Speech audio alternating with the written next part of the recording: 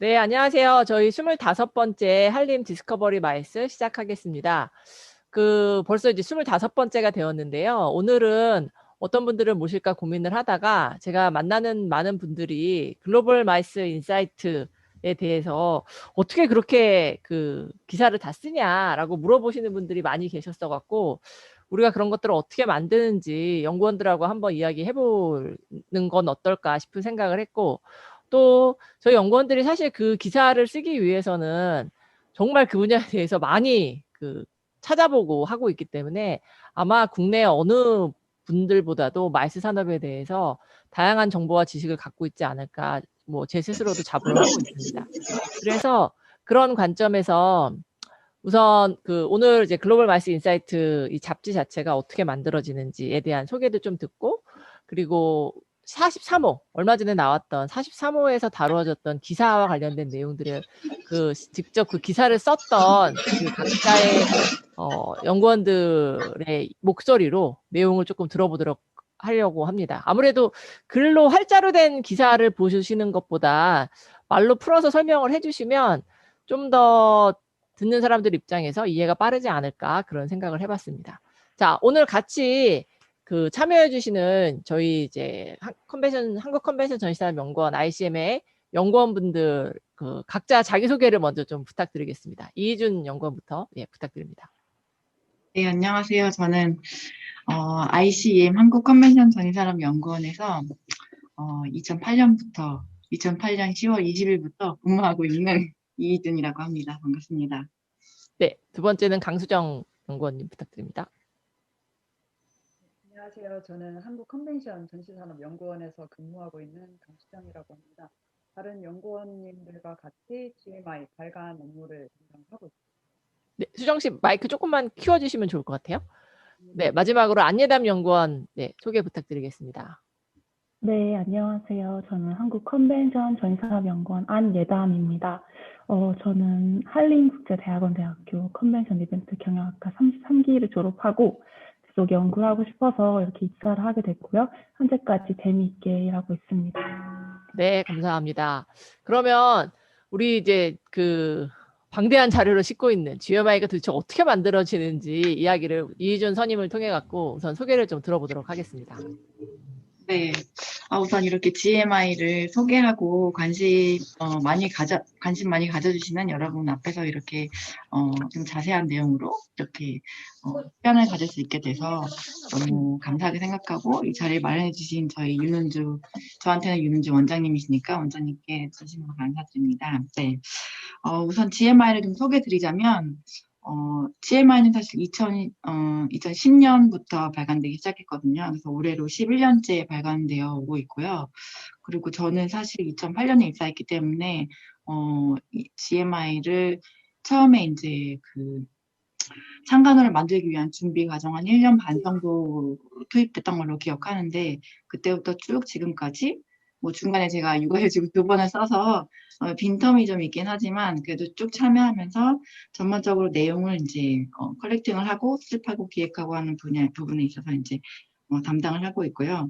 GMI는 발간 당시에부터 문화체육관광부의 지원 사업으로 지정이 되어서 지금까지 11년째 지원을 받고 있고요. GMI 자체가 목적성이 좀 있습니다. 크게 이제 세계 마이스 산업에 대한 동향과 이슈를 분석하는 내용을 담고, 그다음에 해외 마이스 주요국의 정책과 전략에 대한 내용을 담고, 그리고 글로벌 마이스 산업에 관련된 최신 연구 관련된 내용을 또 저희 나름대로의 관점을 가지고 분석을 해서 담고 있는 내용이기 때문에 글로벌 해외 동향에 대한 정보를 계속적으로 지속적으로 파악하고 수집해야 되는 그런 과업이 늘 저에게 주어져 있고요. 그리고 이런 내용들을 토대로 국내에 계시는 그 마이스 산업 관련된 의사결정자 분들한테 좋은 지식 정보를 전달해 드리기 위해서 그런 것들을 지속적으로 저희가 수집하고 가공해서 전달하는 그런 서비스 역할을 수행해 왔습니다. 네. 그리고 현재 GMI 자체는 ICM의 연구기획팀에서 전체적인 내용을 기획 개발하여서 발행까지 진행하고 있는 상황입니다. 네. 네, 감사합니다. GMI는 뭐 이희준 연구원도 이야기해 주셨지만 이제 11년 차 되는 잡지이고 아마 국내에서 마이스 분야와 관련돼서 해외 정보를 이 정도로 갖고 실어주는 곳은 없지 않나 싶은 생각을 저도 하고요. 이제 뭐 그 문체부로부터 11년 동안 이제 그 자금 지원을 같이 받고 있고 저희도 재단에서 같이 자금 지원을 같이 해갖고 매칭 펀드의 개념으로 진행을 하고 있습니다. 네, 그러면 이제 GMI에 대한 소개는 이 정도로 마치는 걸로 하고 저희가 이제 매 호에 대해서 이제 주제를 저희 연구원들하고 저하고 같이 이야기하면서 주제를 좀 잡고 있어요. 그러니까 뭐 이거를 뭐 1년 전부터 우리가 계획을 해서 하고 있지는 못하지만 그래도 항상 조금 시의적절한 주제를 찾기 위해서 이제 그런 내용들을 살펴보고 있는데 지난 43호에 다뤘던 내용들을 중심으로 좀 설명을 드리는 그런 시간을 마련해 보도록 하겠습니다. 첫 번째는 우리 이준 연구원이 이제 맡으셨던 주요 지표로 보는 글로벌 관광산업 현황하고 그다음에 뭐 회복 동향에 관련된 이제 그 기사가 있었었는데 그 내용을 바탕으로 해서 그 이제 그 쓰셨던 내용들을 중심으로 해서 간단하게 좀 소개를 해주시면 여러 가지 측면에서 사람 들으시는 분들한테 도움이 되지 않을까 싶습니다. 네, 부탁드리겠습니다. 지금 제가 화면을 공유해 드렸는데요. 저희가 최근에 발간한 43호에 관련해서 특히 그 커버 스토리 위주로 해서 내용을 좀 말씀을 드리려고 합니다. 사실 저희가 각 호를 발간하면서 가장 많이 신경을 쓰는 게 커버 스토리 내용인데요. 분량하고 이제 내용을 보시면은 그 저희의 열정의 결과가 고스란히 담겨 있지 않을까 싶은 생각이 드는데 특히 이번 43호 같은 경우에는 좀 더 많이 신경을 썼다고 저는 생각하고 있습니다. 왜 그러냐면 이제 2020년도에 코로나가 발발을 했고 저희가 그 이후에 42호를 발간을 했는데 아마 저희뿐만 아니라 주변에 이제 나오는 모든 매거진이나 콘텐츠들이 너무 코로나를 둘러싼 이슈를 다루고 있었기 때문에 근데 또 저희가 42호에 그걸 위주로 다뤘고 43호에는 어떠한 이슈를 다룰까 고민을 하다가 가장 개인적으로도 고민이 되었고 또 원장님과도 가장 많이 말씀 나눴던 주제 중에 하나가 사실은 이 데스티네이션 마케팅 부분이었거든요. 그래서 행사는 사실 가상으로도 개최가 되고 그다음에 회의도 뭐 어떻게 해서든지 뭐 화상이라든지 전화라든지 뭐 어떤 플랫폼을 통해서 개최가 되고는 있지만 사실 데스티네이션 마케팅 자체는 데스티네이션 쪽으로 비즈니스들이 오지 않으면 성과를 내기가 사실은 성과가 없는 그런 분야 중에 하나여서 도대체 이 부분은 어떻게 대응을 해야 되고 어떻게 동향에 대한 것들을 파악해 가면서 앞으로의 뉴 노멀을 대비를 할 수 있을까 이런 거에 대한 고민과 이걸 해결하기 위한 그 솔루션을 찾는 게 굉장히 어렵다는 생각이 좀 들었거든요. 그런 와중에 이제 UNWTO에서 각국이 이제 정책적으로 지향하는 방향과 또 각국 그 정책에 대한 그 전략적인 내용을 담은 보고서를 보고서 관련된 내용을 한 2차례에 걸쳐서 이제 발간을 하시게 되었고 그거를 통해서 이제 몇 가지 흐름을 파악하고 여기에 활용할 수 있는 내용들이 충분히 있겠다라는 생각이 들어서 이제 그런 내용들을 이제 좀 아우러서 이번 커버 스토리의 내용을 담아야겠다라는 생각을 하게 되었습니다. 그래서 이제 43호에 들어가는 커버 스토리의 내용을 크게 5가지로 분류를 했고, 이 중에서 4번째 같은 경우는 좀 이따 강수정 연구원이 좀 더 세부적인 내용을 말씀을 드릴 텐데, 저는 그거를 제외한 나머지 1, 2, 3번에 대해서 각 그 슬라이드를 좀 소개를 하면서 말씀을 드리도록 하겠습니다. 그래서 이 전체적인 주제는 이 전환의 시대에 데스티네이션 마케팅이 어떻게 지금 진행이 되고 있고 어떻게들 바라보고 있는지 그거에 관한 내용과 그다음에 정책적으로는 어떠한 동향들이 있는지에 대한 내용을 다루게 되었습니다. 가장 이거를 생각을 하면서 사실은 그리고 싶었던 그림이 기존에 있었던 그 팬데믹이나 감염병 사례들을 생각했을 때 그러한 시점과 맞물려서 우리 산업의 동향은 어떠한 영향을 받았고 어떠한 회복 기간을 가졌는지, 그러니까 어느 정도의 시간을 두고 회복을 했는지 이런 것들을 좀 파악하고 싶었는데 사실 다이렉트로 뭔가 인사이트를 발견할 수 있을 만한 지표들은 없다는 생각이 좀 들었고 그래서 너무 아쉬웠는데 그래도 몇 가지 연관된 지표를 활용해서 그러한 어떤 동향들을 파악할 수 있는 내용이 충분히 있다는 생각이 들어서 작업을 시작하게 됐고요. 그 중에 하나가 이제 UNWTO에서 나온 International First Arrivals 관련된 그 지표가 있었습니다. 그래서 전반적으로는 코로나 때문에 이게 이제 이 바로미터랑 그다음에 어라이벌 수치를 포함한 바로미터가 매달 나오게 되는데 이것들을 저희는 10월 이제 기준으로 해서 자료를 수집을 했고, 그때 당시에만 해도 이제 거의 한 70% 정도의 대륙별 그 감소 현황이 나왔다는 그런 대표적인 그 지표가 공개가 되었고, 그 이후로는 조금씩 그 국가나 대륙별로 변동이 있었긴 하지만, 지금까지도 그렇고 앞으로도 그렇고 회복이 단기적으로 이루어질 것 같지는 않다는 그런 내용들이 주를 이루고 있었습니다.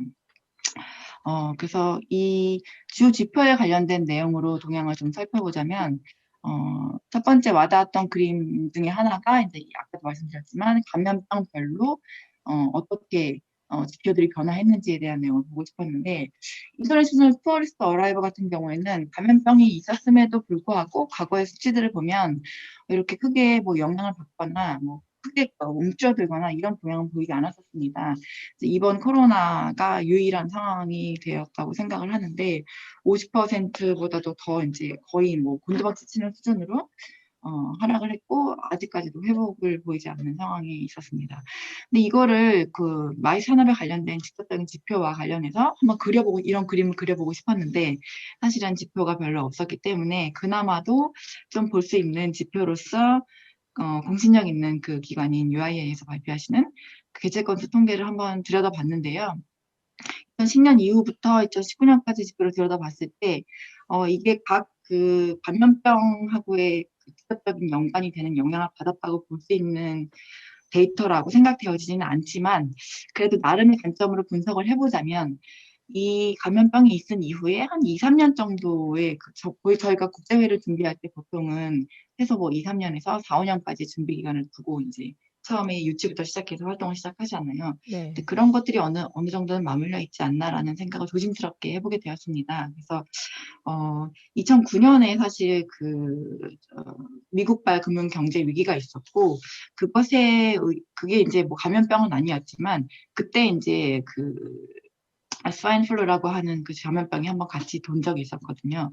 그러한 어떤 국제적인 지표에 영향을 줄 수 있는 변수가 그 국제회의에는 약간 2, 3년 뒤에 이제 2011년, 12년에 이렇게 감소 추이에 조금이나마 영향이 있지 않았을까?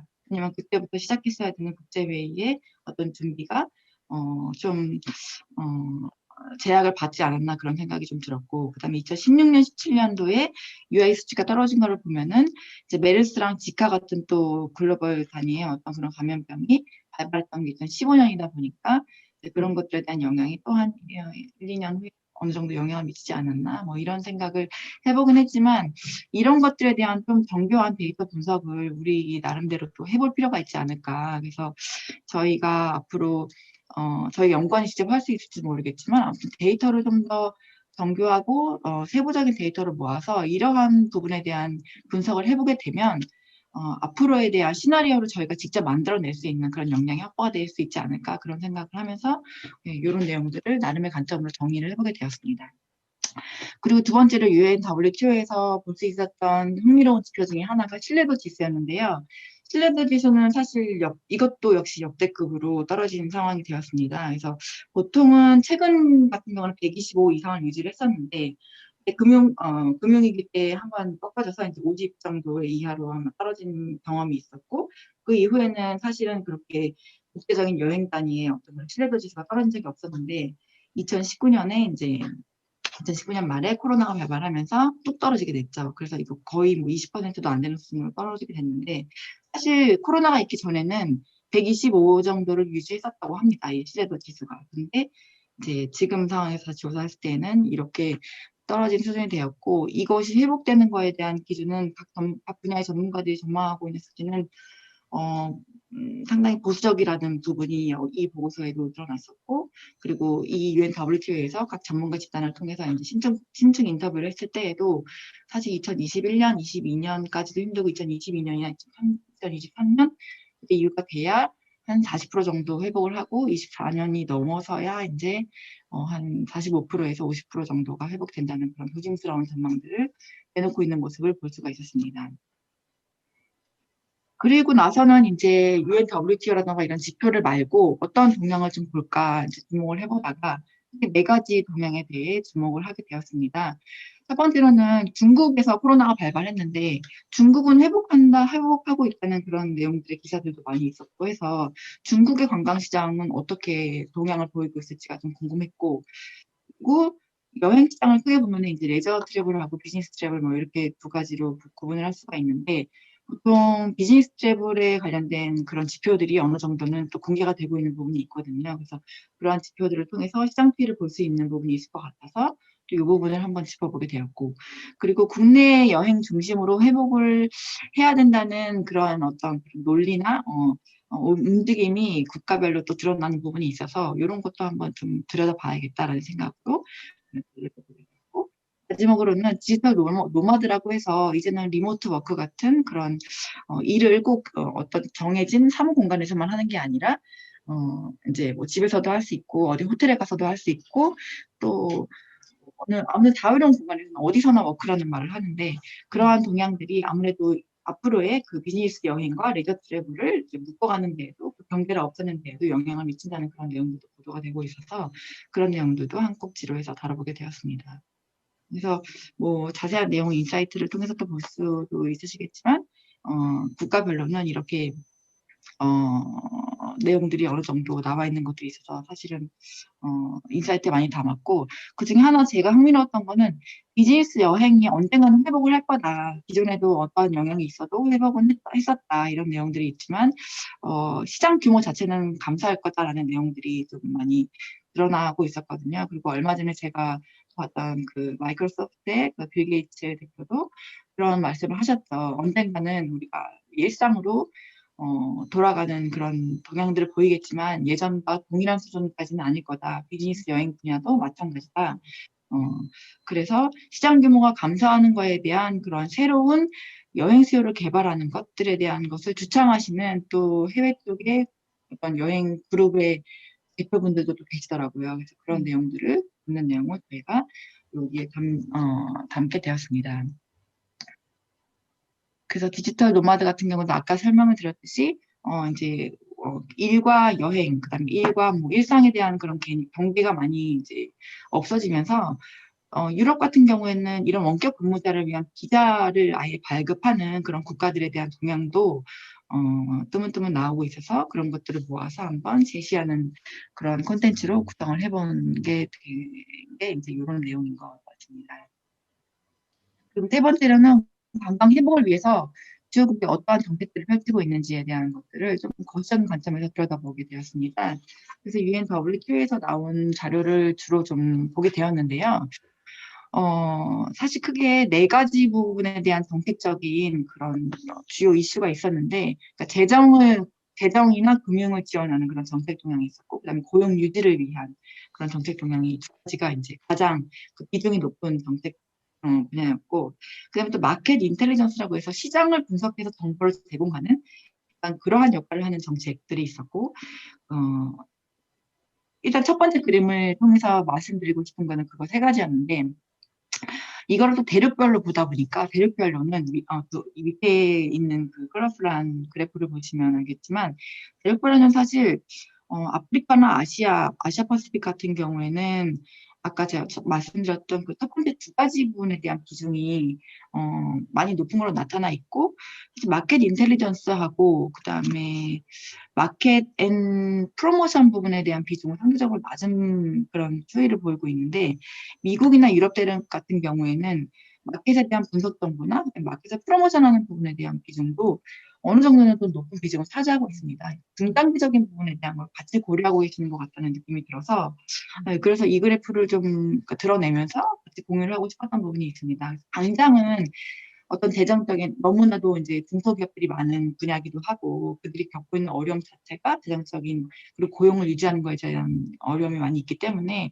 직접적으로는 그런 것들을 지원하는 사례들이 많긴 하지만, 근데 중장기적으로 봤을 때에는 데이터를 수집하고 데이터를 분석해서 시장에 대한 정보를 제공하는 역할 자체도 사실은 정책에 포함되어야 되는 중요한 부분 중에 하나이기 때문에 선진국에서는 그러한 동향을 보이고 있는 부분도 한번은 우리가 생각을 해보고 같이 고민을 해봐야 될 이슈가 아닐까라는 생각으로 이런 내용들도 같이 담게 되었습니다.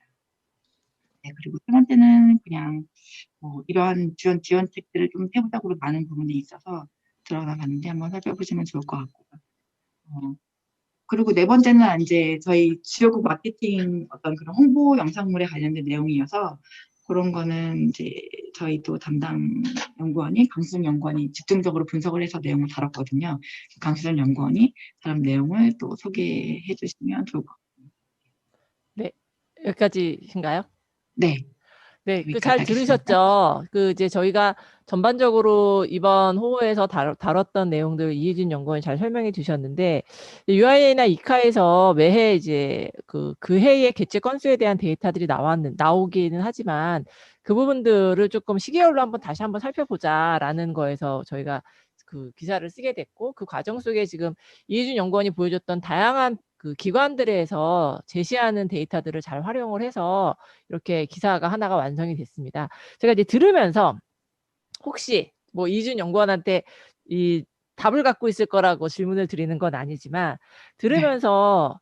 들으면서 생각되는 부분 중에 하나가, 저도 이제 데이터나 이런 것들을 보면 레저보다는 트래블 쪽이, 비즈니스 트래블이 더 회복이 느릴 거다라는 이야기가 많이 네. 나오잖아요. 이제 그런 것들이 아까 이제 보여줬던 그래프에서 사실 또 증명이 되는 것 같아서 좀 안타까운 마음도 되게 큰 것 같아요. 이게 네. 실제 향후에 어떻게 이런 부분들에 대해서 비즈니스 트래블이 만약에 왔다 갔다 하는 것 자체가 기업이 아무래도 돈을 덜 쓸 수밖에 없는 구조이기 때문에, 그래서 저런 부분들이 늦게 나타난다라고 한다고 하면 조금 이제 국제회의라든지 인센티브 트래블 같은 경우에서는 조금 걱정되는 부분이 없지 않아 있긴 한데, 이 꼭 아까 이제 보여줬던 전체 뭐 미국발 금융 위기라든지 다른 지표상에 있어서 후발로 이제 같이 따라오는 것들이 행사가 개최 건수가 좀 준다라고 얘기해 주셨는데, 꼭 그거 이유 말고 다른 이유들도 있었을까요? 혹시 보시면서? 글쎄요. 전반적으로 회의 시장의 동향이 변화된 것도 영향이 어느 정도 있었다고 아, 생각하거든요. 네네네네. 그렇죠. 다른 부분들 보면은 저희가 같이 들여다본 지표 중에 하나가 이제 참가자 수에 대한 변화랑 그다음에 개최 일수가 줄어드는 것들에 대한 부분이 있었는데 아무래도 회의가 조금 규모가 축소되고 그다음에 기간도 이제 좀 예전에는 제가 이카 데이터를 50년 이렇게 데이터 분석하는 발표 자료를 본 걸 보니까 예전에는 뭐 5, 6일짜리 행사가 많았다면 최근에는 2, 3일짜리 행사가 많아지고 그다음에 예전에는 뭐 규모가 큰 뭐 몇천 명 단위의 그런 행사가 많았다면 지금은 대규모 행사는 줄어들었고 그다음에 중간 규모나 소규모 행사가 많아졌지만 행사 건 자체는 또 많아지고 약간 이러한 동향이 있었거든요. 그래서 이게 회의 시장에 대한 어떤 변화나 그다음에 이제 또 어쨌든 시간이 되게 촉박하고 빠르게 돌아가는 사회가 되다 보니까 회의 맞습니다. 자체도 너무 오랫동안 시간이나 뭐 일정 자체를 비우는 것도 사실은 너무나도 비즈니스맨들에게는 이제 타격이 좀 있는 부분이고 그렇게 할 수 없는 어떤 부분이 있다 보니까 어, 그런 어떤 회의 시장 전반적인 어떤 동향의 변화가 또 영향을 미치는 부분이 있지 않았을까. 그 이런 아까 생각. 이제 주신 내용에서 또 아마 네, 다른 들으시는 분들이 재밌게 들으실 만한 내용이, 네, 타 국가들 같은 경우에 아까 그 장기 근무할 수 있는 비자를 주는 그런 네, 국가들이 네, 몇 군데 있죠. 그런 사례가 사실은 다른 데서는 아마 보지는 못하셨을 것 같은데, 꼭 우리가 관광객으로만 받아들일 게 아니라 사실 한국이 뭐 그 K 방역이나 코로나, 뭐 지금은 조금 다시 확진자 숫자가 늘긴 하고 있지만, 뭐 청정까지라고 표현하긴 좀 그래도 적다라고 하면 그런 것들을 국가적으로 생각해 보는 것도 의미가 있지 네, 않을까라는 생각을 좀 하게 됩니다. 그다음에 네, 네, 한 가지만 더 말씀드리면, 마지막에 말씀해 주셨던 타국가들이 이런 상황 속에 이 예산을 쓰는 방식에 있어서 이윤 연구원 얘기해 주신 것처럼 실제 좀 중장기적으로 미래적인 부분들에 대한 대비를 하기 위해서 예산을 쓴다라는 부분들이 되게 인상적이었던 것 같습니다. 네. 그러면 뭐 저희 전반적인 다른 뭐 질문이나 이런 내용들은 전체 발표가 다 끝나고서 또 한번 한꺼번에 받아보도록 하겠습니다. 두 번째는 우리 강수정 연구원, 지금 아까 이희준 연구원께서도 소개를 해주셨는데 주요 관광국의 마케팅 사례 분석을 강수정 연구원이 해주셨어요. 그래서 그 내용과 관련돼 갖고 그 강수영 연구원께서 발표해 주시면 좋을 것 같습니다.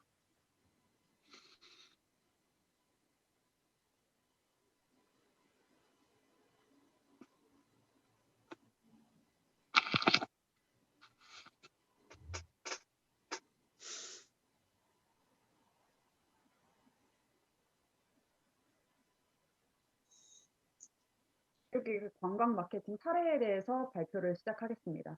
네. 저는 이 부분에 대해서 이제 진행을 하게 된 계기가 그 원장님께서 이번에 최근에 한국관광공사에서 재밌는 광고를 냈다고 공유를 해주셨어요. 세 가지 광고였는데 첫 번째가 서울 거였고, 그리고 부산 거, 전주 거 이렇게 세 가지 버전의 관광 영상이 나왔더라고요. 근데 그때 그 영상을 받아보고 제가 들었던 생각은, 아니 이 시국에 관광을 홍보한다고? 그러니까 홍보라는 것은 더 많이 오라고 오게끔 유도하는 그런 행위인데, 이렇게 이동 자체가 어려운 시국에 관광을 홍보한다고 한다면 어떤 메시지를 어떤 방식으로 구성을 했을지 그게 너무 궁금해진 거예요. 그래서 우리나라 거를 하면서도 이제 다른 나라는 과연 어떻게 진행을 하고 있을까 해서 호주하고 터키, 이집트 이렇게 세 국가를 같이 더 추가로 해서 분석을 해보고 그리고 비교를 해봤습니다.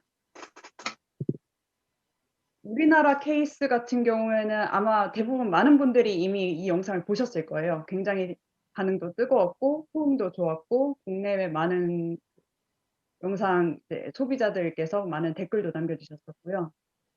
가장 이슈가 됐었던 포인트는 이날치와 앰비기어스 댄스 팀이 너무 유머러스하게 지극히 한국적인 매력을 잘 소화시켜줬던 그런 콘텐츠였던 부분이었고, 그리고 영상미 중간중간마다 이제 국내외로 공감을 같이 할 수 있었던 영화 기생충 그런 요소들이 같이 이제 절묘하게 박혀져 있어서 그런 것들도 이슈가 많이 됐었고요. 실제로 제가 이걸 조사를 하면서 온라인상에 노출돼 있는 외국인 관광객들, 예비 관광객들, 외국인들의 반응을 보니까 굉장히 흥미롭다. 그리고 이런 음색들이 굉장히 좋다. 그리고 춤이 굉장히 재밌다. 따라해보고 싶다. 이런 반응들이 굉장히 많았는데요. 요거를 한국관광공사에서 최근에 잘 캐치를 또 하셔서 그 요즘에 최근에 뜨는 틱톡이라는 채널에서 요걸 또 바이럴 효과를 낼 수 있도록 같이 따라하고 패러디하기 이런 캠페인을 또 진행을 하셨더라고요. 그런 걸로 해서 이후에 2차적인 효과를 또 내시는 걸로 동향이 또 파악이 됐었고, 그렇게 해서 좀 이색적이고 기존의 관광 영상에서는 볼 수 없었던 재미, 그리고 공익 광고가 가지는 그런 투박한 프레임, 요거를 다 깨트렸다는 걸로 굉장히 호평을 받았던 사례입니다. 이후에도 안동하고 강릉하고 이후에 버전들이 또 나와가지고 계속해서 주목을 받고 있고요. 그리고 최근에는 또 스페인 관광 혁신 서밋 거기에서도 수상을 하셔가지고 맞아요. 계속해서 계속 그 관심을 받고 있는 광고입니다. 이후에 보여드리는 호주하고 다른 나라 같은 경우는 호주도 마찬가지로 이제 관광이 멈춘 상태에 그런 시점을 고려하셔가지고 어떤 식으로 광고를 이제 하느냐 그렇게 초점을 맞춰서 보게 되었는데요.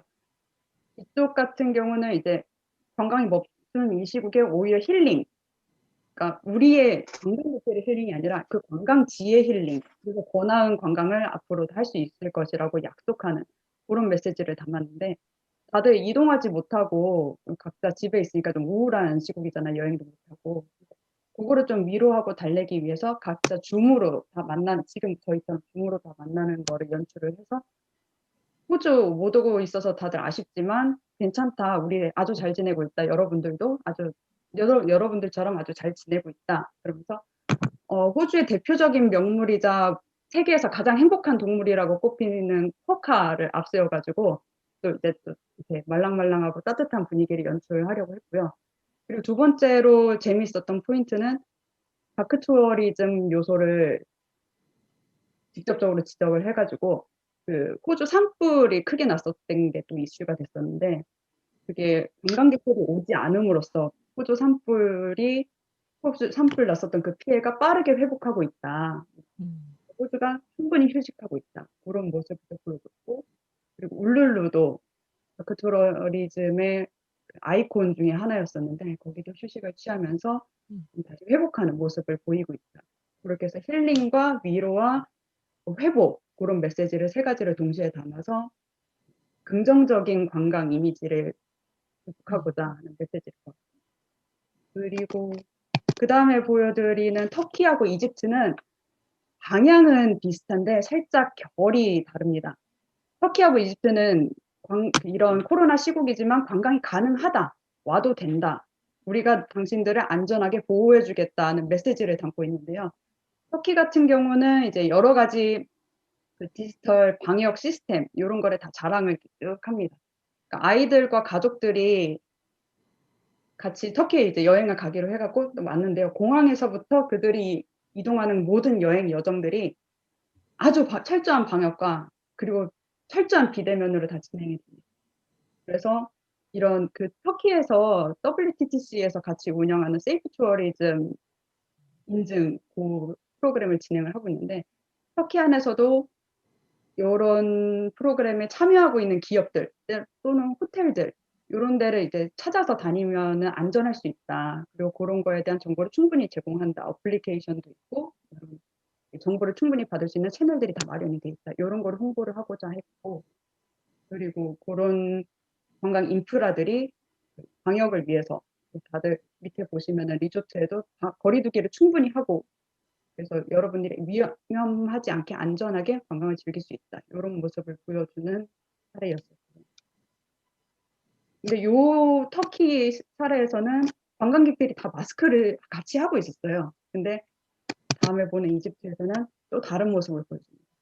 이집트 같은 경우는 처음에 약간 어둡고 좀 무서운 분위기, 그런 무거운 분위기를 좀 조성을 하는데요. 그러면서 관광객들이 도착하기 전에 새벽에 전국을 다 방역을 하는 그런 모습을 보여줍니다. 이렇게 보여주면서 관광객들이 이제 해가 뜨고 나서 도착을 했는데 입국장에서부터 놀라운 모습을 보여줍니다. 마스크를 벗어요. 그리고 이들은 이집트에 입국한 순간부터 마스크를 쓰지 않습니다. 그리고 이집트를 이렇게 자유롭게 여행을 하면서 돌아다니는데 서비스 서플라이어들은 마스크를 다 쓰고 있습니다. 아주 철저하게. 그리고 다 페이스 커버 같은 것도 다 제대로 하고 있고요. 단 관광객들은 하지 않습니다. 그러면서 마지막에 주는 키워드가 이전과 같은 경험을 주겠다. 이렇게 말을 합니다. 그래서 이게 재밌었던 건 이 영상을 공개를 하고 나서 굉장히 뜨겁게 논란이 있었는데요. 시기상조다. 너무 위험하다. 하는 그런 게 있었고 그리고 두 번째는 괜히 이제 이집트를 믿게 된다. 왜냐하면 여행이 너무 가고 싶고 예전처럼 여행을 하고 싶은데 그게 가능하다고 광고를 메시지를 주니까 그래서 이집트 한번 여행해보고 싶다. 이런 또 관점도 나온 걸로 조사가 됐습니다. 전체적인 그 네 가지 사례를 좀 분석을 해서 보니까 전체적으로 한 시사점을 낼 수가 있었는데요. 첫 번째는 요즘에 이제 관광 마케팅 트렌드는 즐거움과 위로 좀 이렇게 다들 거리두기 하시느라고 지쳐 있고 좀 힘든 상황에서 마케팅으로라도 홍보 활동으로라도 좀 더 즐거움을 주고 위로를 주고 앞으로 우리 여행할 수 있으니까 걱정 마시라고 마지막에 신뢰를 주는 소비자들의 마음을 다루는 공감형 홍보 전략 이런 게 수준이라고 생각이 되고요. 그래서 문화 엔터테인먼트에서도 접목을 하면서 미래지향적인 메시지를 전하면서 관광 욕구를 이후에 코로나가 종식된 이후에 이들이 얼마나 관광 욕구가 회복. 될 것인지 그거에 대해서 확인하는 기회로도 활용을 했다고 볼 수 있습니다. 네, 잘 들었습니다. 여기까지인가요? 그 이제 우리 이희준 연구원하고 강수연 연구원의 이야기를 들으면서 두 분한테 좀 여쭤보고 싶은 거는 결국 우리가 마이스라는 걸 지원하는 그 목표나 이런 것들이 기존의 방문객 경제에서부터 사실 시작된 거였었잖아요. 근데 지금 이제 못 가는 상황이 되다 보니까 방문객 경제라는 것 자체가 없어지는 상황이 돼버렸는데 그럼에도 불구하고 코로나가 아무튼 영원히 가진 않을 테니까 뭐 이제 백신을 이미 맞고 있고 하기 때문에 이런 상황 속에 데스티네이션들은 과연 어떤 준비를 해야 됐었을까? 어떤 준비를 지금 하고 있는 게 맞을까? 라는 부분에 대해서 혹시 의견 있으실까요? 어느 분이 먼저 말씀해 주실까요? 희준 씨가 먼저 할까요?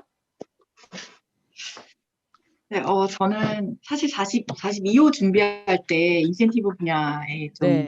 의견을 듣고자 이윤경 대표님하고 뭐 이제 화면 인터뷰랑 그다음에 이제 전화 통화도 몇 번 하면서 이야기를 나눈 적이 있었는데요. 그때 이윤경 대표님이 하셨던 말씀이 좀 기억에 많이 남았는데, 어, 인센티브 행사를 실제로 오프라인으로 개최할 수가 없는 상황이 되었잖아요. 특히 우리나라 인센티브는 해외에서 들어오는 이제 그룹 여행 단위를 많이 이제 그 카운팅을 하고 그 주요 타겟으로 잡는데, 가상으로 이제 행사를 개최할 때 각 그 데스티네이션의 홍보물을 영상물처럼 만들어서 이제 그 약간 홍보를 오프라인에서 못하는 그런 홍보를 온라인으로 좀 한다던가 그러니까 아니면 좀 이제 좀 더 급이 업그레이드된 하이 어떤 프로파일 어떤 대상의 행사들을 위주로 좀 집중 타겟을 할 수 있을 만한 콘텐츠를 별도로 만들어서 이제 그들을 대상으로 이제 좀 홍보를 하는 게 어떠냐. 그래서 소규모의 뭐 국내 여행 중심이 돼도 좋고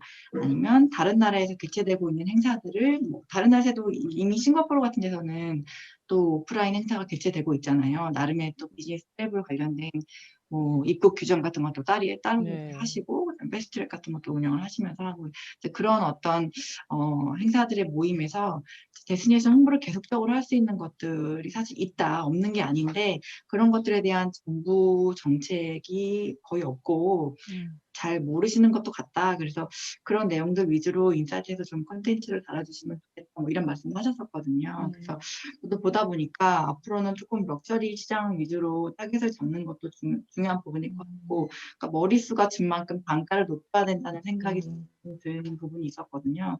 그렇게 해야 어느 정도의 이 가치 규모를 유지해 갈 수 있을 것 같고, 그거를 통해서 또 다른 이제 비즈니스가 생성될 수 있다는 또 생각이 들었거든요. 그래서 뭐 스타트업이나 이렇게 새롭게 생겨나는 비즈니스들을 위주로는 어쨌든 간에 대면을 통한 딜이나 네트워크가 필요할 거기 때문에 그렇게 새롭게 떠오르는 산업 분야, 뭐 지금 백신 개발과 관련된 그런 의제약 분야를 포괄하는 것도 필요할 것 같고 아니면 스타트업 분야라던가 새롭게 떠오르는 어떤 그런 신생 분야의 행사들을 좀 유치하거나 그들 행사를 작게 만들어가거나 그런 데스티네이션들에 대한 홍보를 같이 이제 노출을 하거나 이런 방식이 되면 이제 당장은 어려워도 이제 중장기적으로는 어쨌든 간에 회복이 될 때쯤에는 저희가 그런 부분들에 대한 효과를 어느 정도 볼 수 있지 않을까. 그런 것들에 대한 정부의 정책이 어느 정도 좀 고려가 되면 좋겠다. 약간 이런 생각들을 해봤습니다. 수정 씨는 어떻게 생각하세요? 데스티네이션이 지금 어떤 준비를 해야 될까요? 되게 답답하실 것 같아요. 컨벤션 뷰로에 계시는 분들도 내년도 어제도 얘기 들어보면 내년도 예산을 도대체 어떻게 써야 될지 이런 게 참 어렵다라고 이야기를 하시는데 혹시 홍보에 대해서 기사를 쓰시면서 생각하셨던 게 있을까요? 굉장히 어려운. 너무 어렵나요? 지금 당장 뭘 해야겠다는 방향성이 뚜렷하지 않은 시국이잖아요. 앞으로 이게 얼마나 더 장기화될지도 모르겠고 지금 같은 상황에서는 방향을 뚜렷하게 하려면 데이터를 먼저 가능한 한 확보할 수 있는 데이터를 충분히 확보를 하고 이제 단순히 그 관광객 수라던가 이런 표면적인 지표가 있고요. 수요에 대한 실제적인 그런 수요에 입각한 데이터들을 먼저 전에 어떤 데이터를 확보하는 게 중요할 것 같고 그리고 다른 나라 같은 경우에는 여러 가지를 되게 시도를 많이 하시더라고요. 다양한 프로그램, 경험 프로그램을 계속 제공을 하면서 그 국가들이 잊혀지지 않게끔 관광객들이 그 국가들을 방문했을 때 그 경험들이 잊혀지지 않게끔 프로그램을 제공하고 아니 이건 여담이지만 이날치 밴드가 아주 너무 떠갖고 아이폰 선전에도 나오고 갤럭시 선전에도 나오더라고요. 제가 그걸 보면서 아니 저 친구들도 조금 선전을 가려봤던지 그래야지 맞아요. 광고를 이게 저렇게 뭐 다 나오면 이거는 너무 좀 그렇지 않나 막 이런 생각이 들기는 하던데 제가 우리가 기사에까지 쓰면서 이렇게 되게 열심히 좋은 케이스다라고 생각했는데 이게 너무 또 상업적으로 막 가니까 조금 걱정되는 부분도 없지 않아 있었던 것 같습니다. 자, 여담이었고 지금까지 약간 우리 이제 코로나 상황 속에 데스티네이션들과 관련된 이야기들 전망과 이제 그 중에 하나의 사례로 마케팅에 대한 이야기 들었고 지금은 어떻게 생각하면 우리 이제 그 마이 산업에 계시는 산업에 종사하시는 분들한테 좀 더 많이 관심을 가질 만한 주제일 것 같아요. 우리 이제 해외 같은 경우에 이런 코로나, 물론 코로나 때문만은 아니었을 것 같긴 한데, 이 마이스 인력과 관련된 부분들에 대해서 좀 다양한 어떤 변화의 모습이 보이는 것 같아서 그 내용에 대해서 안예담 연구원이 발표해 드리도록 하겠습니다.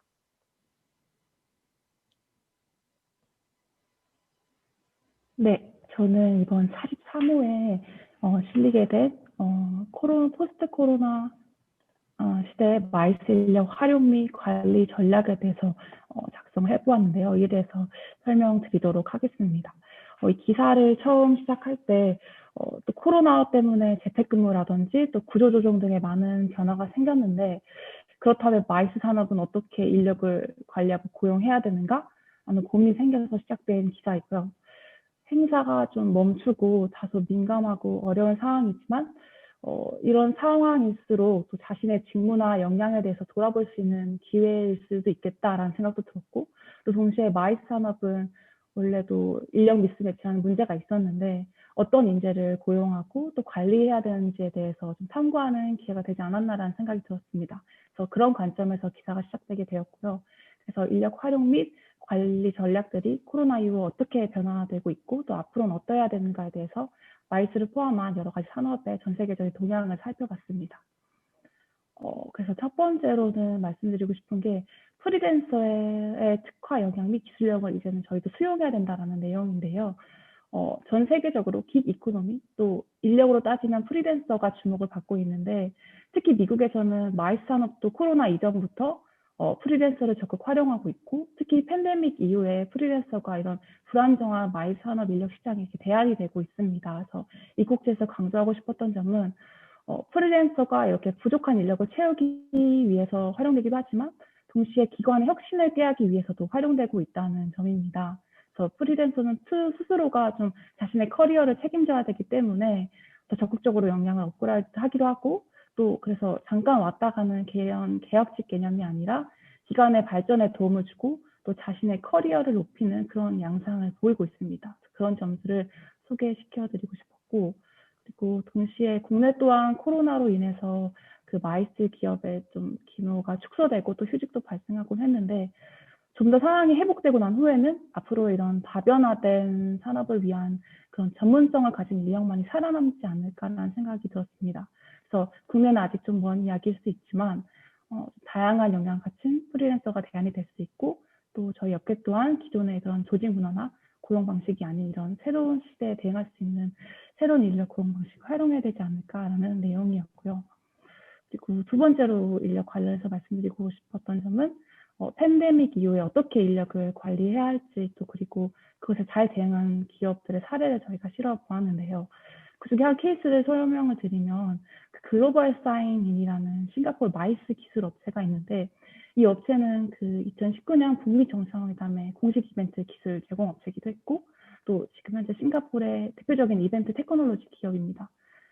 이 기업은 코로나로 프로젝트가 전부 취소되자마자 인력들을 이 상황에 맞게 모두 팀을 재편성해서 재배치하게 됩니다. 그래서 예를 들어서 프로젝트 관리팀은 고객 여부팀을 전환한다던가 이런 식으로 해서 모든 게 지금 바뀐 상황에서 기존의 사업 방식과 그런 프로젝트를 좀 과감히 버리고 고객들이 뭘 원하는지를 집중 연구를 해서 결국에는 디지털 이벤트 관리팀을 신설했고 또 이벤트 관리와 마케팅을 할 수 있는 그런 원스톱 플랫폼인 getMeLive라는 플랫폼을 출시를 하는데요. 그래서 이런 발빠른 대처 덕분에 또 싱가포르 언론에서도 많이 주목을 했고 또 하이브리드 이벤트가 되게 활발하게 활용되고 있는 시기인데 잘 적응한 기업으로 주목받고 있습니다.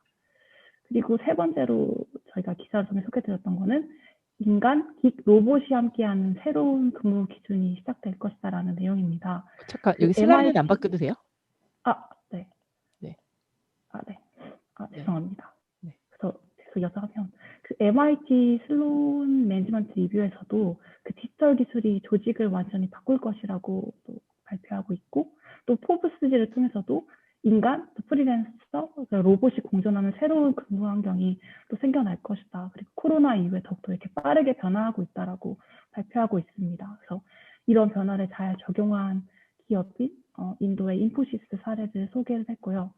인포시스에 대해서 좀 더 설명을 드리면, 그 외부의 기술 전문가랑 로봇을 기존 인력과 함께 일하도록 해서 기본적인 업무는 기계들이 다 처리를 하고, 또 기존 인력은 인간 고유의 창의적인 그런 비판적인 사고를 통해서 업무에 집중할 수 있도록 했습니다. 결국 미래의 조직들은 또 기계들이 문제 해결을 위한 데이터를 다 처리를 하고, 인간들은 문제 발견이라던가 이런 창의적인 부분에 좀 집중하는 형태로 간다는 전망과도 되게 맞아떨어지는 케이스였는데요. 그래서 인포시스는 정보기술 기업이지만 전문 지식과 기술을 가진 인력뿐만 아니라 창의성을 가진 다양한 분야의 인력을 고용하고 있다고 합니다. 그래서 이건 아까 말씀드린 프리랜서 트렌드와도 좀 이어지는 내용이기도 합니다. 그래서 마이스도 어떻게 보면 융합, 또 소통으로 이루어지는 산업인데, 이런 다양한 인력을 소화할 수 있는 분위기가 형성되었으면 좋겠다는 그런 생각이 들어서 이런 꼭지를 소개하게 되었습니다. 그리고 마지막으로 저희가 9개의 사례들을 좀 소개하다 보니까 국내 상황에는 좀 아직 힘든 부분들도 좀 있었습니다. 그래서 현재 시점에서 적용할 수 있는 인력 관리 전략에 대해서 좀 뽑아봤는데, 그중에 짧게 2개만 소개를 드리면, 첫 번째는 마이스 기업이 고려해야 할 4가지, 첫 번째, 데이터 활용 기술을 직원들에게 마이스 기업이 교육해야 된다는 내용입니다.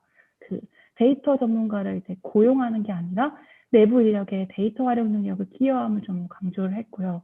그래서 퓨처 워크플레이스라는 리서치 기관하고 또 포브스가 발표한 보고서에 따르면 기술의 발전으로 직업사의 경계가 흐려지고 있고, 또 모든 직원들이 다양한 직무를 학습해야 된다고 이야기하고 있습니다. 그래서 에어비앤비나 또 월마트, 웨스턴호텔 등 많은 기업들 직원들한테 데이터 관련 교육을 시키고 있고, 또 마이스 사업도 이제 기술을 활용한 행사가 거의 대다수이고, 또 본인이 데이터나 기술에 대한 이해가 있어야 또 행사를 기획할 수 있고, 또 일을 진행시킬 수 있다는 생각이 많이 들어서, 또 마이스와 또 데이터 모두를 이해할 수 있는 내부 인력이 절대적으로 필요한 상황이 올 것임을 좀 예측을 했습니다.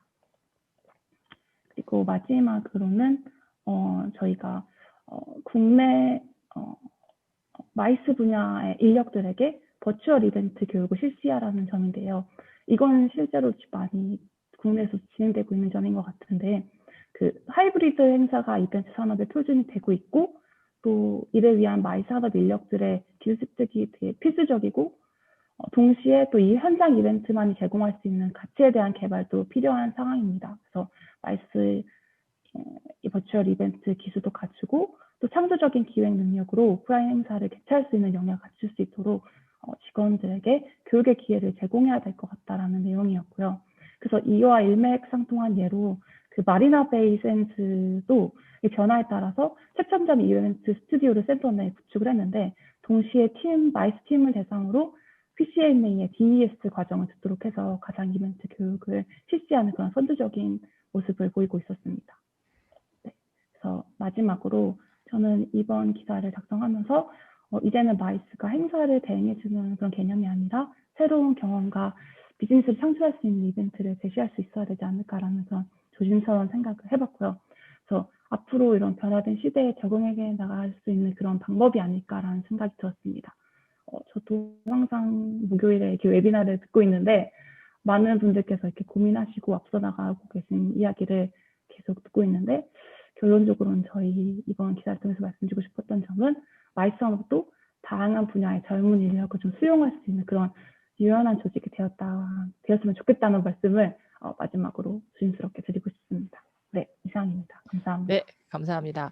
근데 제가 이제 그 안일함 연구원이 쓰신 그 기사에서 사실 제가 제일 인상 깊었던 부분은 미국 같은 경우에 아까 이제 프리랜서와 관련돼서 그 미팅 플래너, 그러니까 우리랑 조금 물론 시장의 형성이 다르긴 하죠. 거기는 미팅 플래너라는 게 워낙에 있는 회사, 그러니까 상황이기 때문에. 근데 이제 현재 그런 미팅 플래너 프리랜서들을 고용하고 있는 회사가 아예 만들어져서, 그런 회사들이 훨씬 되게 뭐라 그러죠? 사업이 잘 되고 있다는 표현 좀 이상한가? 이제 그렇게 아, 네. 되어가고 있다라는 이제 그런 기사가 저는 사실 제일 와닿거든요. 그러니까 우리나라에는 없는 그런 형태이고 우리도 미팅 플래너 그 프리랜서로 PCO를 하고 있는 사람들이 많이 있죠.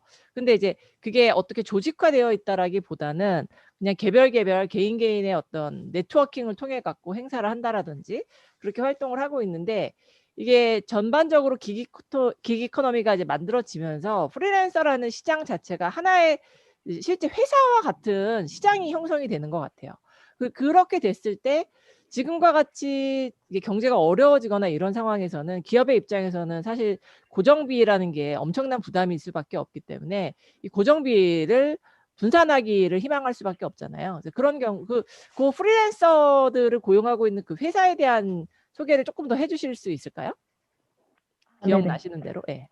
네. 대표적으로 사운딩스 커넥트라는 기업이 그 마이스 인력들을 전문적으로 그 풀을 가지고 있고 또 프리랜서직으로 공급을 하고 있는 업체인데요. 이 외에도 여러 가지 업체들이 있는 걸로 그때 당시에 조사할 때 파악이 됐었습니다. 장단점 같은 게 있을까요, 혹시? 네. 그 홈페이지도 가서 보시면 일단 마이스 인력에 대해서 사실은 되게 여러 가지 직무에 따라서 뭐 버추얼 기술, 행사 기획, 또 여러 가지 카테고리가 있어서 그 카테고리별로 선택해가지고 인력을 고용할 수 있게끔 하고 있어요. 그래서 다양 구체적으로 어떤 직무가 필요한지에 대해서 알 수 있고 또 그것을 또 공급받을 수 있는 되게 유용한 채널이다라는 생각이 좀 많이 들었습니다. 당시에 기사를 기획하면서. 네. 네. 그러니까 실제 이게 우리가 디지털로 바뀌는 이 시점에 아마 회사에 있는 분들이 고민하실 것 같아요. 내가 지금 내부에 지금 있는 인력을 가르쳐서는 당장 실행해 할 수는 없는 거고 그렇다고 하자니 아웃소싱을 다 주거나 아니면 외부에 있는 누군가를 써야 되는데 그런 경우에 프리랜서 시장이 이렇게 형성이 되어 있다라고 하면 조금 더 원활하게 유연하게 좀 쓰지 않을까라는. 근데 이제 개인의 입장에서는 모르겠어요. 개인의 입장에서는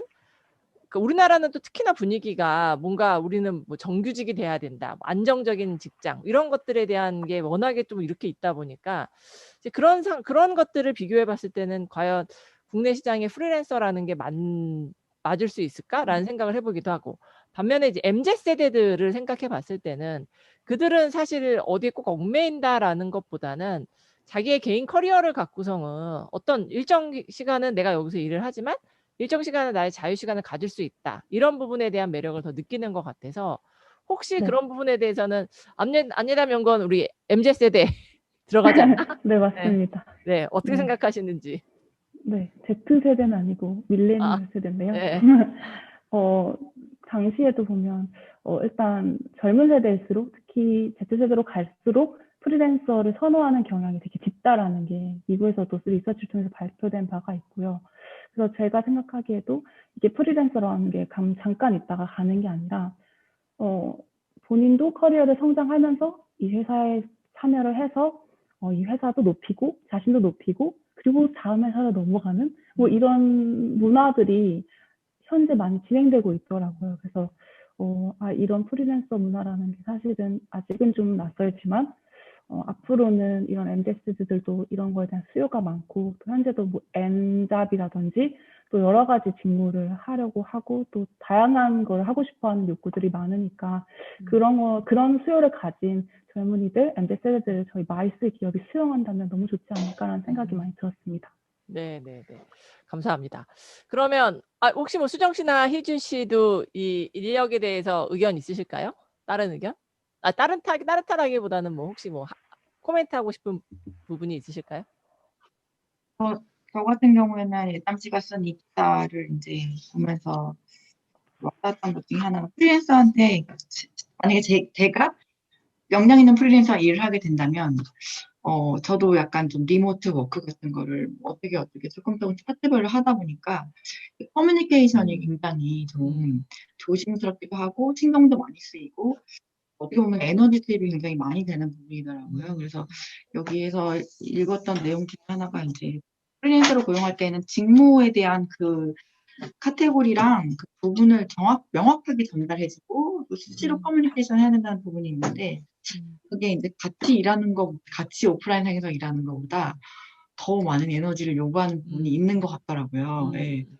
그래서 그것이 좀 적응이 안 돼서 어렵다고 생각할 수 있는데 어느 정도 이런 수요자 이제 이미 뭐 MZ 세대들이 그런 걸 원하는 시장이 이미 형성이 되어 있고 뭐 숨고만 봐도 역량 있는 그런 프리랜서들에 대한 그 리스트가 굉장히 많더라고요. 근데 그런 식으로 일하기를 원하는 사람들이 많고 이미 세대가 그렇게 변화하고 있기 때문에 그런 거에 또 저 같은 이렇게 나이 든 사람들이 적응을 하고 그들과 일하는 방식에 좀 맞춰가면서 이 사회의 그 적응력을 좀 키워나가야 되는 그런 부분이 또 있겠구나. 그래서 빠르게 적응해야 빠르게 역량 있는 프리랜서를 활용해서 우리 조직의 결과물도 높이고 그렇게 할 수 있겠구나. 그런 부분이 좀 생각이 들었었습니다. 네. 뭐 수정 씨도 혹시 뭐 코멘트 있으세요? 특별히 없으세요? 사라 같은 경우는 사실 광고 홍보 시장이 그런 비슷한 맞아요. 네, 좀 뛰고 있는 걸로 알고 있습니다. 어떤 일정 프로젝트를 한 기업에서 진행을 하고 그 이후에 그 프로젝트를 또 다르고도 또 다른 기업에 가서 자기 뭔가 이런 형태로 진행되고 있는데요. 미국처럼 프리랜서 시장이라고 얘기하기보다는 좀 아직까지는 자기가 개인이 움직여가면서 좀 키워가고 있다 그렇게 볼 수는 있는데 마이스 시장에서도 그게 미국처럼 프리랜서만들을 모아가지고 약간 에이전시 개념처럼 이렇게 할 수 있다고 볼 수 있는 게 이미 시장에 그런需要가 좀 있는 것 같습니다. 행사를 개최를 할 때 전문 인력들을 이제 뽑으시는데 행사만을 위해서 사람을 뽑다 보니까 기간이 그렇게 길지는 않은 거였으니까 그러면서도 전문 인력이 필요하고 이런 수요가 또 있기 때문에 또 조만간 한번 그렇게 전문 에이전시들이 나오지 않을까. 네네네. 사실 뭐 저희 대학원의 동문 중에 유지수 대표라고 DNIC라는 회사를 운영하시는데 그 회사 같은 경우가 이제 이런 식의 프리랜서들을 고용을 하고, 그러니까 전문 프리랜서, 약간 되게 여러 가지 능력을 갖고 있는 전문 프리랜서도 고용을 하고 있고, 현장 진행 요원이라든지 뭐 도우미 이런 그런 진행 요원에 대한 이 파견 이런 것까지 하고 계시기는 하는데 국내에는 그 회사 하나인 것 같다라는 생각이 저는 들기는 합니다. 자, 그러면 오늘 이제 전반적으로 저희가 소개시켜 드리려고 했던 이거 말고도 사실 인사이트의 기사는 되게 많이 있었는데 이렇게 3가지 정도의 기사를 저희가 한번 뽑아봤고요. 황 교수님 나와 계시니까 황 교수님 혹시 뭐 코멘트나 질문 있으실까요? 예, 얘기 들립니까? 제 네, 얘기. 잘 들립니다. 예. 제가 지금 집에 있어가지고 좀 네. 그런데, 오늘 너무 좋은 얘기 많이 들었고, 우리 ICM 연구원들이 참 열심히 하는구나 하는 걸 좀 많이 느꼈습니다.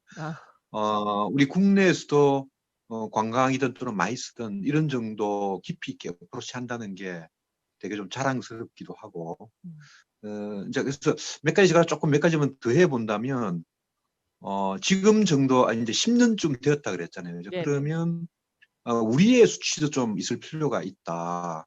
예를 들면, 아까 이 컴퓨터 인덱스, 신뢰지수 같은 것도 저희들도 할 수 있는 부분이다. 그렇다면, UNWTO나 그 해외에서 나오는 것하고 국내하고 비교를 한다든지, 그런 측면에서, 적어도 우리 ICM 정도 되면 자체 지수도 조금 있어야 되겠다, 그게.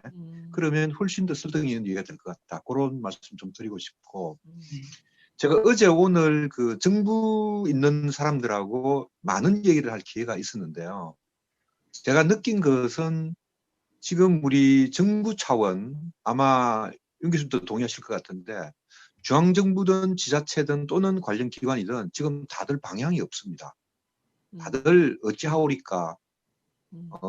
지금 현재 우리가 얘기하고 있는 온라인이든 하이브리드든 아니면 어떤 경제의 어떤 전망 자체도 제가 지금 드는 느낌은 방향이 없습니다.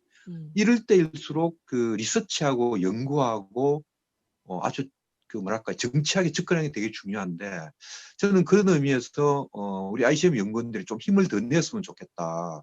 그래서 틀려도 좋으니까 과감하게 포캐스팅을 해줘야 된다. 그래서 어차피 지금 아무도 모르는 거거든요. 그래서 다들 좀 기다리고 있어요. 누가 좀 질러주기를. 그래서 지금 정도의 우리 이준 연구원이나 이렇게 다들 이렇게 얘기하는 거 보니까 우리 예단실도 어마어마하게 성장을 했네. 깜짝 놀랐네. 그래서 이런 정도 같으면 먼저 질러달라. 과감하게. 그래서 그 다음 주에 우리 또 이제 킨텍스에 우리 윤 교수님 발표를 하시겠지만은 저에게는 좀 질러달라. 지금 다 그걸 기다리고 있습니다. 지금 네. 다들 목말라 있기 때문에 더 힘을 내어서 남 보고 혁신을 하지 말고 여러분 스스로가 혁신적으로 질러주기로 지금은 그럴 시점입니다. 그렇죠? 네. 그거 좀 말씀드리고 싶고 그다음에 마지막에 얘기하는 이제 그 프리랜서 부분에 제가 한두 가지만 얘기를 하면 그거에는 아시다시피 헐리우드가 세계 영화계를 장악한 것은 스튜디오 시스템입니다. 바로 그 프리랜서 시스템이거든요. 그것에 전문화가 성공해서 오늘날의 헐리우드가 만들어지고 미국 영화가 세계를 제패했거든요. 그런 거를 한번 생각할 필요가 있고 우리 컨벤션 쪽에서도 또 하나 그 서비스 쪽에 미국의 유명한 서비스 마스터라는 회사가 있어요. 서비스 마스터. 이건 내가 얘기를 많이 하는데 그게 뭐냐면 이제 우리가 무슨 건물을 관리하거나 시설을 관리할 때는 많은 그 기술들이 필요하잖아요. 근데 그거를 내가 혼자서 다 관리하면 너무 힘든 거라요. 그거는. 그러면 내가 만약에 엘리베이터 기술자가 다 필요하거든요. 엘리베이터 기술자. 그러면 엘리베이터 기술자가 10개 그 시설을 같이 관리하면 한 명으로 가능하잖아요. 그렇죠. 그런 컨셉으로 만들어진 게 서비스 마스터라는 회사, 서비스 마스터입니다. 그래서 그게 미국의 가장 큰 퍼실리티 매니지먼트 회사인데 이런 것들처럼 우리가 특정한 분야에서 조금 노력을 하면 이제 충분히 가능하다. 이제 그런 측면에서 조금 더 여러분들이 그 뭐랄까 혁신적으로 아이디어를 내주고 예를 들면 지금 인력 공급 회사들이 많이 있거든요. 그런 부분들을 우리가 꼭 많이 쓰던 관광 쪽에서 좀 도입을 해. 지금은 이제 우리 제가 알기로는 많은 국내에 그 PC 업체들도 좀 이런 식으로 오가나이즈식으로 가고 있거든요. 그래서 조금 더 적극적 의미로 좀 케이스도 좀 보시고 그렇게 했으면 좋겠다 해서 그런 말씀 드리고 어쨌든 오늘 너무 세 분이 너무 좋은 얘기를 많이 해주셔서 오늘 너무 많이 배웠습니다. 너무 고맙고 대신 좀 더 혁신적으로 그리고 한 가지만 더 얘기 좀 길어졌는데 네. 제가 이제 이날치 그 강의 열심히 봤어요. 실은 우리가 지금 까먹고 있는데 정말로 결정적이었던 우리 한국을 알렸던 광고는 바이든이 대통령 그 당선을 이제 선언할 그 타이밍에 서울관광재단이 CNN에 광고를 했어요. 네. 근데 그 광고가 정말로 제가 듣기로는 한 수백 회 반복이 됐다고 그러죠. 어마어마한 효과가 있었습니다. 500 몇 회 됐다는 것 같아요. 예, 그거 진짜 되게 중요한, 우리 좀 놓치고 있는데, 그거 중요한데, 저는 제가 그냥 얘기를 좀 해보면, 지금 이제 얘기를 하실 때, 이집트나 이제 아까 뭐 터키 얘기를 할 때, 보면 또 호주도 그죠? 보면, 저게 호주 광고구나. 저게 특히 딱 느낌이 오잖아요. 그죠? 과연 그러면 이날치의 광고 한국을 대표하는 것인가? 한국적이었다. 저는 한번 생각해 봐야 된다. 물론 좋죠. 물론 좋다 이거죠. 좋죠. 근데 과연 저게 한국을 대표하는 것이 우리의 정체성인가, 아이덴티티인가에 대해서는 한번 생각을 해봐야 된다. 그렇죠? 그래서 우리가 너무 막 좋다고 확 물론 그것도 좋은데 과연 한국의 아이덴티티는 뭔가, 우리의 브랜드는, 국가 브랜드는 뭔가, 그런 차원에서 한 번 더 접근을 해서 좀 발전시켜야 되고 그럴 필요가 있다. 제가 오늘 실은 문화재청에 가서 계속 얘기하다 보니 그런 생각 참 많이 들었는데 한국의 정체성은 뭔가, 우리 한국의 스타일은 뭔가, 이 부분을 한번 생각해야 된다. 그 정도 좀 얘기 좀 하고 싶습니다. 예. 네, 이상입니다. 감사합니다. 네, 감사합니다. 혹시 참석하신 분들 중에도 뭐 코멘트나 의견 있으시면 알려주시면 기회를 드리도록 하고요. 마지막으로 그 전에 안예담 연구원 우리 그 페이스북이랑 홍보 한번 참석하신 네. 분들한테 알려드릴 수 있게 같이 공유해 주시죠. 네. 저희가 그 페이스북 페이지를 또 저희가 이용해서 기사를 전달드리고 있는데요. 저희가 매번 나오는 마이스 인사이트 개간지 외에도 매주 마이스 트렌드 뉴스를 2번씩 금요일마다 전달드리고 있습니다. 페이스북 페이지 글로벌 마이스 인사이트를 검색하셔서 팔로우 하시면 매주 편하게 보실 수 있을 것 같습니다. 많은 방문 부탁드립니다. 네, 감사합니다. 저희가 이 페이스북 페이지 같은 경우에는 지금 안예담 연구원 얘기해 준 것처럼 그 실제 이 본 잡지에는 들어가지 못하는 단신들을 매주 2건씩 저희가 또 발굴을 해갖고서 공유를 같이 드리고 있어요. 그래서 뭐 어쨌든 세계 현황에 대해서 궁금하다. 세계에서 마이스와 관련돼서 어떤 이슈들이 있는지 내가 이걸 다 찾아보는 거가 너무 힘들다 하시는 분들은 페이스북 같이 그 팔로우 해주시면 거기서도 많은 내용을 보실 수 있지 않을까 하는 생각을 해보게 됩니다. 뭐 추가적으로 더 혹시 궁금하신 분 계실까요? 없으시겠죠? 네, 알겠습니다. 그러면 오늘 수고해주신 저희 연구원분들께 너무 감사드리고요. 저희가 이제 잡지를 1년에 한 4권, 1년에 4권씩 만들고 있습니다. 이 4권을 만드는데 사실 되게 이제 이 3분 말고도 또 한 분 더 계시긴 한데 이 공이 많이 들어가고 있어요. 이런 친구들이 만들고 있구나. 저 친구들이 항상 매일 나와갖고 세계 이슈들 동향을 이제 파악을 해서 기사 될 만한 어떤 컨텐츠 자체를 기획하는 일부터 시작하고 있구나. 이런 것들을 좀 알려드리는 그런 자리였던 것 같습니다. 네, 오늘은 그러면 여기서 마치도록 하겠습니다. 수고하셨습니다. 고맙습니다. 네, 네, 수고하셨습니다. 감사합니다. 예. 감사합니다. 예.